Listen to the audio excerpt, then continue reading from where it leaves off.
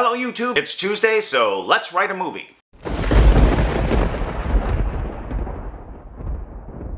So I'm 10 pages into my new screenplay, 10 to 1. 10 to 1 is the story of 10 assassins who are hired to kill one another in order to lessen the number of government-hired assassins that have a lot of knowledge of secrets and things like that. And so in that first 10 pages, of course, if you have never worked in screenplays or written a screenplay, they always say that in the first 10 pages, you gotta grab them. You gotta grab them.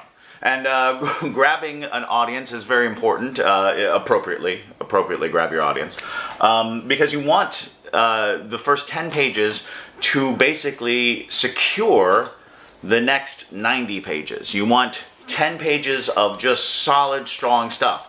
So you want to show your characters in action. You want to show your characters being called to action.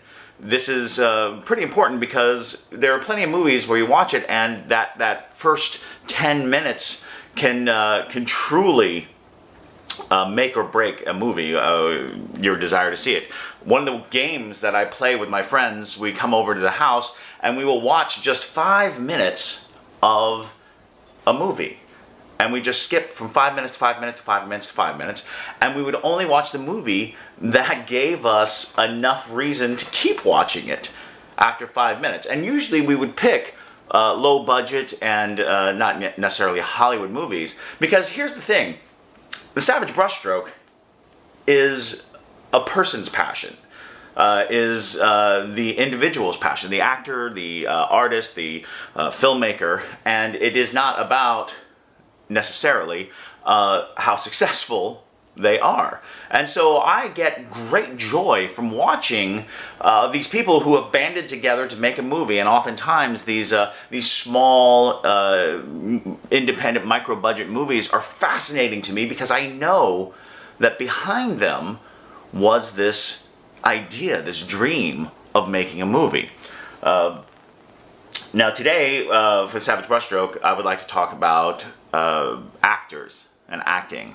I find that when writing a script, oftentimes I cast it in my head, so it helps me to create the dialogue, to think about the person. I will describe an actor. I won't say I've written this for such and such actor, but in my mind I've cast it and I'm performing it in my head with those actors. So whenever somebody asks me, hey, who's your favorite? Who's your favorite? Who's your number one favorite actor? That is a tough call. It is always a tough call when somebody asks you who your favorite whatever, or what your favorite whatever it is. I've developed a game that I call Gun to the Head. Now, Gun to the Head is basically, what if someone put a gun to your head and said, answer this question right now, what would you say? And it's not about the actual answer. It's not about this is a definitive thing. It's about how would I respond right then, right there, just pushing it out.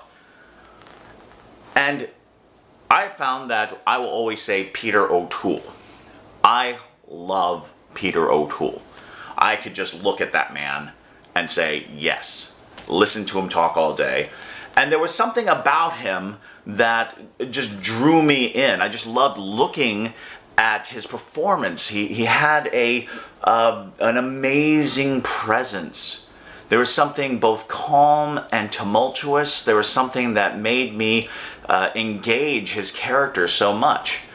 And one of the interesting things was how he became my favorite actor was when I was very young. I'm going to say maybe 10, possibly younger. I watched a movie called Lord Jim.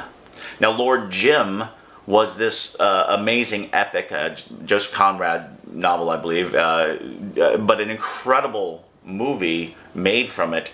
And Peter O'Toole was this Lord Jim character.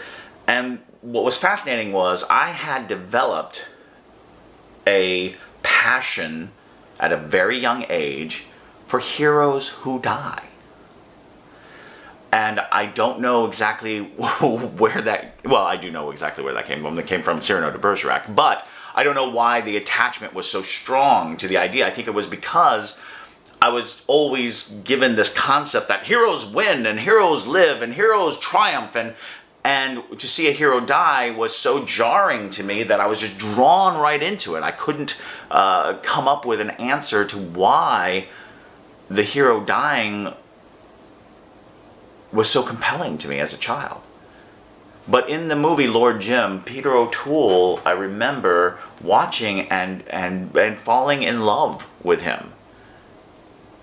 There was something about him that I recognized as so human. And as storytellers, that's what we're doing. We're conveying this wholly human experience. Now, I am not writing Lord Jim. I am not writing this masterful epic. I am writing what I would consider to be schlock. But I love it. I'm writing something that I enjoy. I'm writing something that I would want to watch. And so I invite you to examine the idea of actors that you really love, actresses that you really love, performers that you really love, and think about what it is about them that you really love. Is it their sincerity? Is it their looks? Is it their voice? What compels you with your favorite actors? Leave a comment down below. Talk about your favorite actors. Talk about your favorite scenes that actors have performed in. And keep up the good work. Go out and create. This has been The Savage Brushstroke.